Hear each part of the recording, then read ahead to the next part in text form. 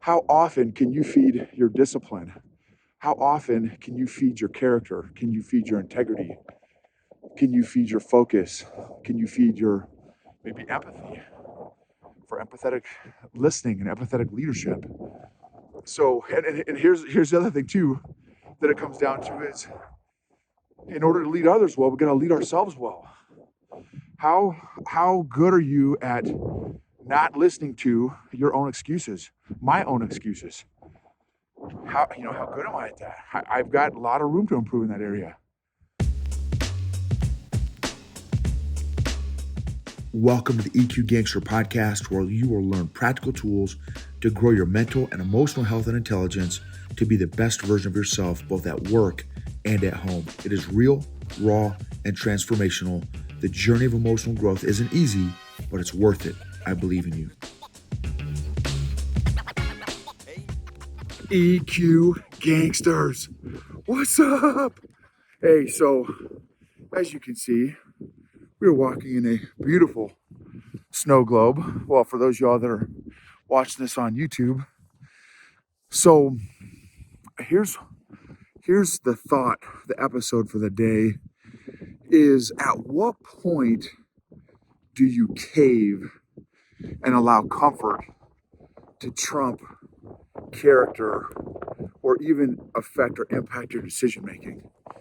At what point? And I'm sorry for the wind, y'all. So I'm gonna try to probably keep this close to my face just because it's a little windy out here and the audio can maybe get a little bit wonky. But just that's the thought is, I mean, and again, I don't want you to think that I've got it dialed in and I don't make any excuses ever for in my own life. And no, absolutely I make excuses, and there are sometimes when I allow comfort to prevail. Well, I'll give you one example. Saturday morning, I let kind of comfort prevail. Because I've done so much traveling, I hadn't done jujitsu in probably a week or two, maybe even 2 weeks. And so I'd been back probably 3 days in a row of jujitsu. And then Saturday are normally some really good open mats. That's where, for you non-jujitsu people, that's where you have this big giant gym where it's all has nothing but mats on the floor. And all the jujitsu people just train together. And you do 5 or 6 minute rolls, or you're rolling with a partner, you're kind of grappling with a partner, and then there's a 30-second or a minute rest, and then you go back to the next 5 or 6 minutes, you find a new partner, and you roll with them, and you do that for an hour and a half, 2 hours, and it's amazing. But because I was a little sore, I chose not to do it. So I kind of allowed comfort to prevail, and thankfully I think we walked that day. So that was good. So I still, did something active. But again, I kind of made that decision based on comfort. So I knew walking would not be as painful as rolling. Recovery at my age is just different than recovery when I was 20. So, but what is it? Have you paid attention? And again, here's another factor for me in my decision making is my energy levels. One of the episodes that I've done with John Lee Dumas, for those of y'all that don't know him, he's a veteran and one of the top podcasters in the world. He's way up there, and he's got a show called Entrepreneur on Fire. And he let me interview him for 15 minutes. And one of the things he said was he is very, very intentional managing his energy levels throughout the day. And I thought, man, that's such a great idea.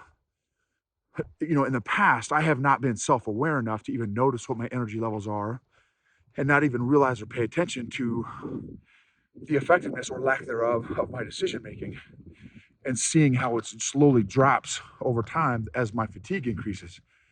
Now, as soon as I hit, I don't know, maybe 25% fatigue level, maybe 20 to 25% fatigue level, I'm like, I've got to take a power nap. And I take a little ranger nap for maybe 7 minutes, 11 minutes, 5 minutes, somewhere in there. And so how aware are you of of your energy levels, but also, again, at what point, when do you start making less than good decisions? Or when does your decision-making process start to get compromised? Another perspective in this another factor in this is discipline, right? Discipline equals freedom. You don't have to have motivation if you're disciplined. You know, the David Goggins thing and the Jocko Willink thing is, look, I don't have to be motivated. I don't have to motivate myself every day. It's because I'm disciplined.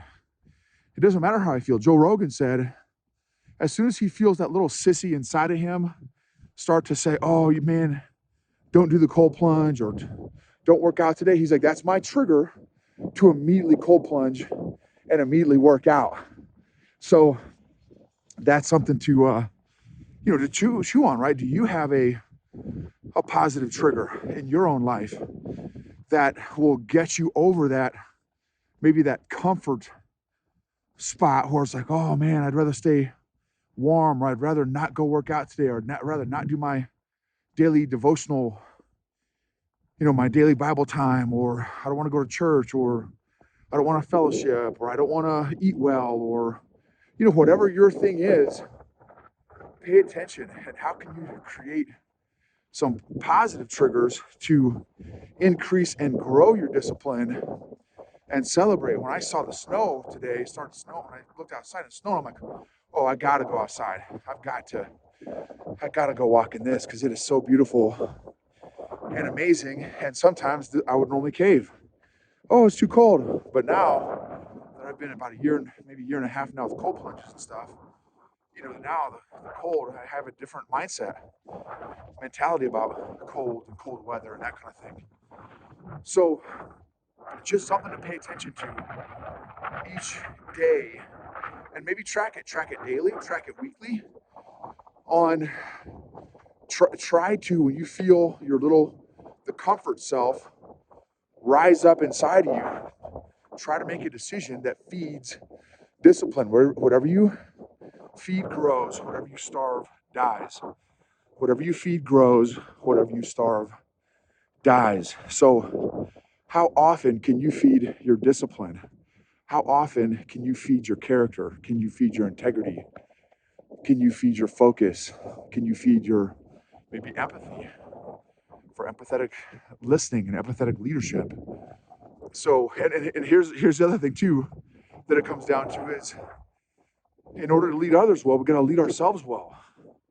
How good are you at not listening to your own excuses, my own excuses? How good am I at that? I've got a lot of room to improve in that area. So anyway, you guys rock. Choose the harder right over the easier wrong. Whatever you feed grows, whatever you starve dies. Thanks for joining me in today's Snow Globe episode.